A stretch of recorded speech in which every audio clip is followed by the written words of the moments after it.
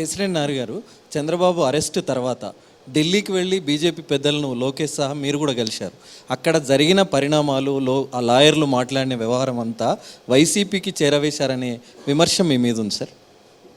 విమర్శిస్తానికి నేను పార్టీలోంచి బయటకు వచ్చిన తర్వాత వాళ్ళు పంపించేసిన తర్వాత నేను విమర్శిస్తారు. కానీ నేను జగన్మోహన్ రెడ్డి గారు నా లైఫ్లో ఫస్ట్ టైం కలిసింది ఎక్కడంటే ఒకే ఒకసారి నేను ఈ పార్టీలో చేరకముందు. ఎప్పుడంటే రాష్ట్రపతి గారు విజయవాడ వస్తే గవర్నర్ గారు లంచ్కి పిలిచారు. ఆ సందర్భంలో ఇద్దరు ఎదురుపోయినప్పుడు ఇద్దరం ఒకరికొకరు విష్ చేసుకున్నాం పరస్పరం. అంతే తప్ప అసలు జగన్మోహన్ రెడ్డి గారిని నేను కలిసిన సందర్భం లేదు, మాట్లాడిన సందర్భం లేదు. నేను పార్టీలో జాయిన్ అయ్యాను. ఆ జరిగిన పరిణామాలు వైసీపీకి చేరవేశారు.